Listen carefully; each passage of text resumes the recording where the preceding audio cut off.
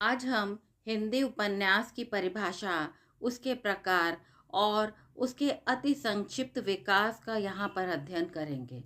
सबसे पहले हम ये जानेंगे कि कहानी और उपन्यास में अंतर क्या होता है। कहानी का आकार छोटा होता है और उपन्यास का बहुत बड़ा। कहानी में मुख्यतः एक ही कथा होती है, जबकि उपन्यास में एक मुख्य कथा के साथ साथ अन्य अनेक प्रासंगिक कथाएं भी जुड़ी होती हैं। कहानी में मानव जीवन की किसी विशेष घटना, स्थिति अथवा पक्ष का कलात्मक एवं मनोहारी चित्रण किया जाता है, जबकि उपन्यास में संपूर्ण जीवन का चित्रण किया जाता है।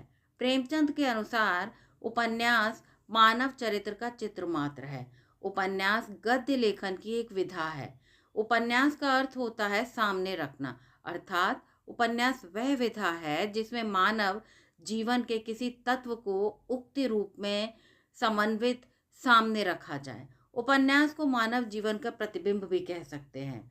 वस्तुतः उपन्यास में एक विस्तृत कथा होती है जो अपने भीतर अन्य गौण कथाएं समेटे रहती है। इस कथा के भीतर समाज और व्यक्ति की विविध अनुभूतियां और संवेदनाएं, अनेक प्रकार के दृश्य और घटनाएं और बहुत प्रकार के चरित्र हो सकते हैं, और यह कथा विभिन्न शैलियों में कही जा सकती है। डॉक्टर हजारी प्रसाद द्विवेदी के अनुसार उपन्यास आधुनिक युग की देन है। यह आधुनिक वैयक्तिकवादी दृष्टिकोण का परिणाम है। डॉक्टर श्याम सुंदर दास उपन्यास को मानव के वास्तविक जीवन की काल्पनिक कथा मानते हैं। वहीं मुंशी प्रेमचंद के अनुसार मैं उपन्यास को मानव जीवन का चित्र समझता हूँ। मानव चरित्र पर प्रकाश डालना और उसके रहस्यों को खोलना ही उपन्यास का मुख्य स्वर है। हिंदी उपन्यास का शाब्दिक अर्थ। संस्कृत में उपन्यास का व्युत्पत्ति परक अर्थ इस प्रकार है। उपन्यास पुम उप धननी धन अस प्लस घाय प्रत्यय को जोड़ करके ये बना है। उपन्यास उप और न्यास से मिलकर बना है। उप का अर्थ समीप और न्यास का अर्थ है सामने रखना, अर्थात उपन्यास वह है जिसमें मानव जीवन की किसी घटना को उक्ति के रूप में विस्तार से सामने रखा जाए।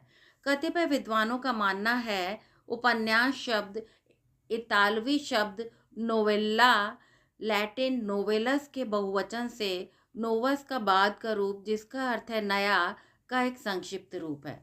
हिंदी उपन्यास की परिभाषा विभिन्न विद्वानों ने इस प्रकार दी है। डॉक्टर रामविलास शर्मा, उपन्यास एक ऐसी कथा है जिसमें जीवन के विभिन्न पहलुओं का वर्णन किया जाता है और जिसमें पात्रों के चरित्र का विकास दिखाया जाता है।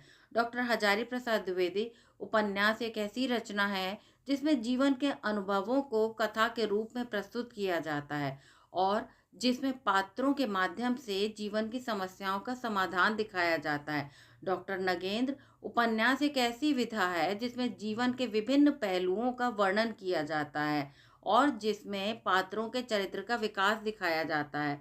डॉक्टर कमलकांत पाठक, उपन्यास एक ऐसी रचना है जिसमें जीवन के अनुभवों को कथा के रूप में प्रस्तुत किया जाता है और जिसमें पात्रों के माध्यम से जीवन की समस्याओं का समाधान दिखाया जाता है। डॉक्टर शिव कुमार मिश्र, उपन्यास एक ऐसी विधा है जिसमें जीवन के विभिन्न पहलुओं का वर्णन किया जाता है और जिसमें पात्रों के चरित्र का विकास दिखाया जाता है। डॉक्टर रामदरस मिश्र, उपन्यास एक ऐसी रचना है जिसमें जीवन के अनुभवों को कथा के रूप में प्रस्तुत किया जाता है और जिसमें पात्रों के माध्यम से जीवन की समस्याओं का समाधान दिखाया जाता है। डॉक्टर विश्वनाथ प्रसाद मिश्र, उपन्यास एक ऐसी विधा है जिसमें जीवन के विभिन्न पहलुओं का वर्णन किया जाता है और जिसमें पात्रों के चरित्र का विकास दिखाया जाता है। डॉक्टर बच्चन सिंह, उपन्यास एक ऐसी विधा है जिसमें जीवन के विभिन्न पहलुओं का वर्णन किया जाता है और जिसमें पात्रों के चरित्र का विकास दिखाया जाता है। प्रेमचंद के अनुसार मानव चरित्र का चित्र मात्र है, पर हम उपन्यास के अब तक के विकास के बाद कह सकते हैं कि वह चित्र मात्र नहीं है, वह झलक भर भी नहीं है। वह हमारी आंखें खोल देता है और यथार्थ को हम कुछ और ही तरह से देखने लग जाते हैं। कहने का तात्पर्य है कि यहाँ पर उपन्यास के संदर्भ में विभिन्न विद्वानों ने अपने अपने अनुसार बहुत सारी परिभाषाएं दी हैं, लेकिन कोई भी एक परिभाषा पूर्ण नहीं कही जा सकती है। समग्रतः कहा जा सकता है कि उपन्यास एक ऐसी विधा है जिसमें जीवन के विभिन्न पहलुओं का वर्णन किया जाता है और जिसमें पात्रों के चरित्र का विकास दिखाया जाता है। उपन्यास के कई विभेद हैं। उपन्यास के कई तत्व होते हैं, लेकिन यह आवश्यक नहीं है कि प्रत्येक उपन्यास में सभी तत्व उपस्थित हों। कहा जा सकता है कि सभी उपन्यासों में ये तत्व एक समान नहीं होते। किसी उपन्यास में कोई पात्र महत्वपूर्ण होता है तो किसी में घटना महत्वपूर्ण हो जाती है। किसी उपन्यास का प्रतिपाद्य केवल मनोरंजन करना होता है तो किसी का कार्य सामाजिक मूल्यों का निर्धारण करना ही रहता है। किसी उपन्यास में कथा वस्तु लिखने का ढंग फैंटेसी से भरा होता है तो किसी में सीधे सीधे वर्णनात्मक रूप लिए होता है। तात्पर्य यह है कि प्रत्येक उपन्यास का अलग रूप, तरीका या ढंग और उद्देश्य होता है। इस प्रकार प्रत्येक उपन्यास दूसरे से भिन्न होता है। यहाँ पर हम उपन्यासों को उनके तत्वों के आधार पर भिन्नता के रूप में देखेंगे।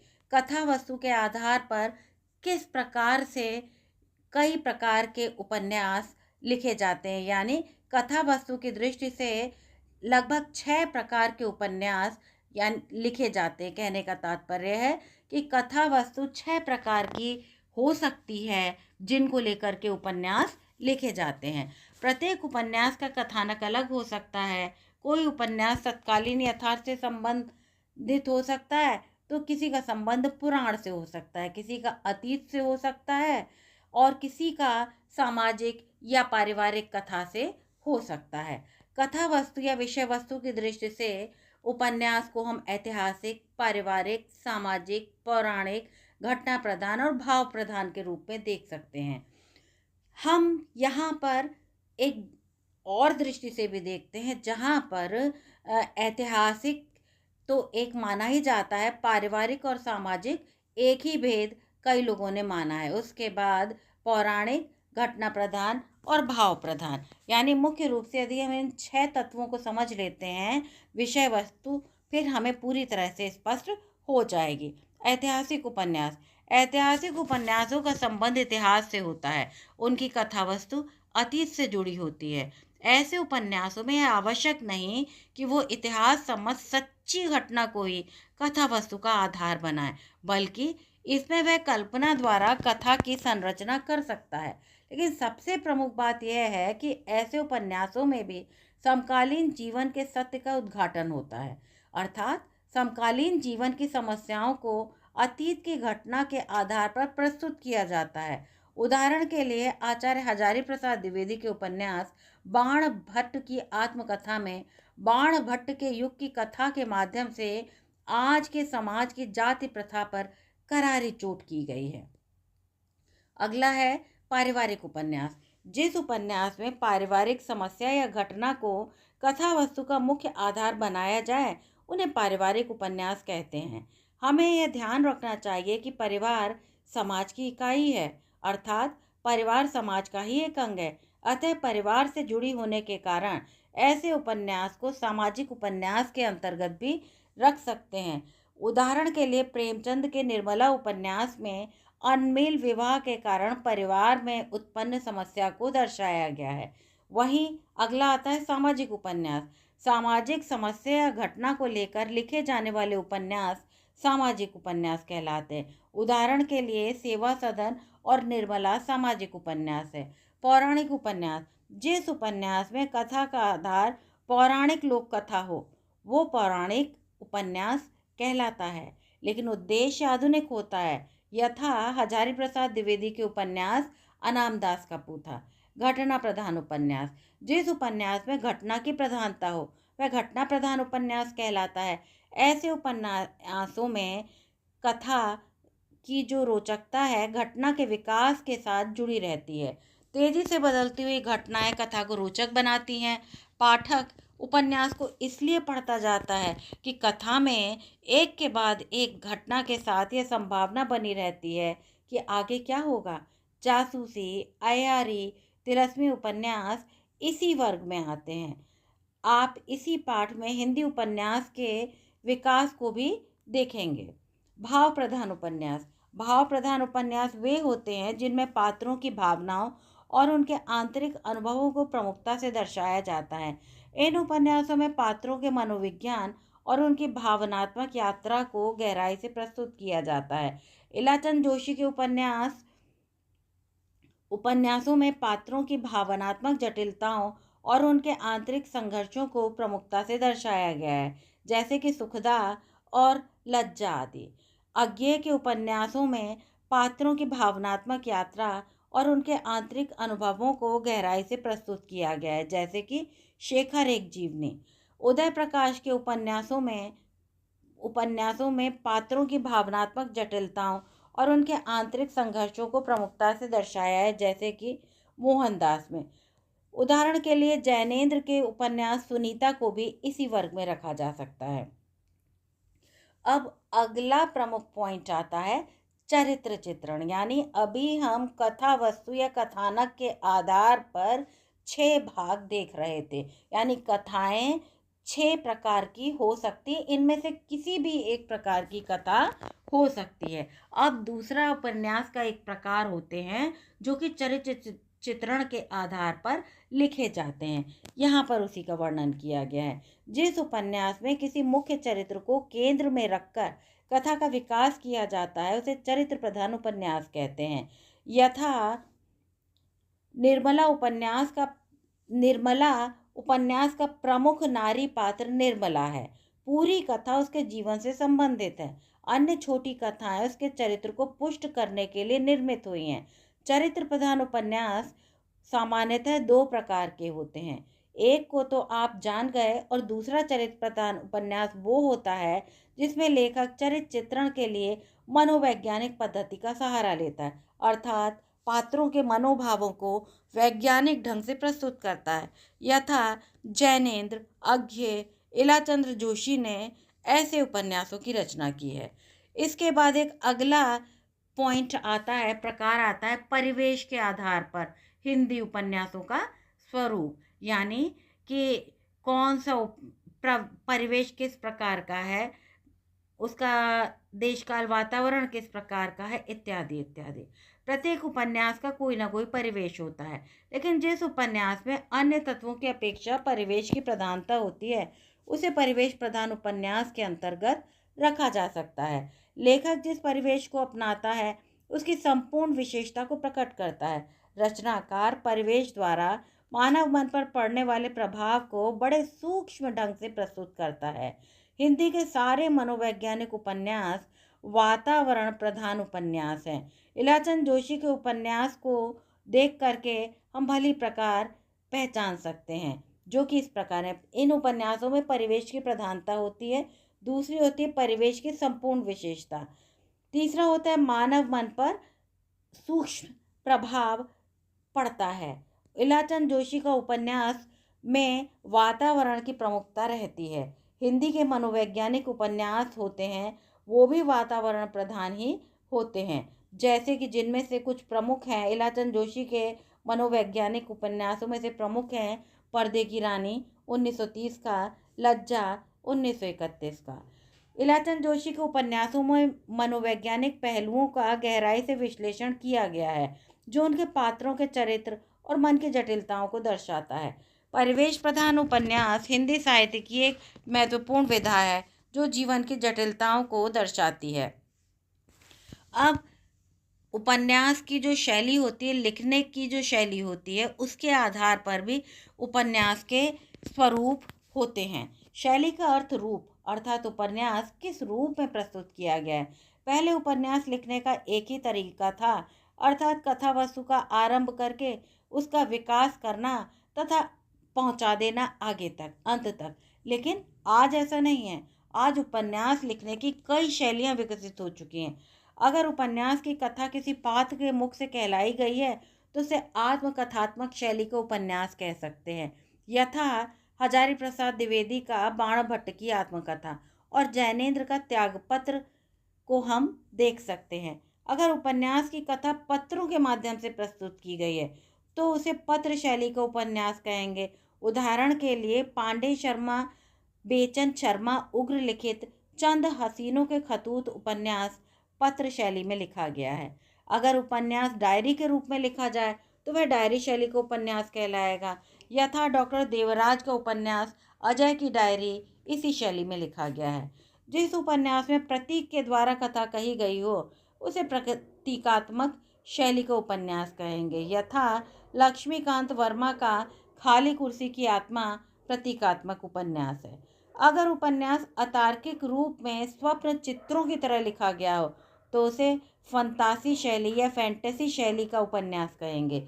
जिस उपन्यास की कथा लोक कथा पर आधारित हो उसे लोक कथात्मक शैली का उपन्यास कहेंगे। कई उपन्यासों में एक से अधिक शैली का मिश्रण भी हो सकता है।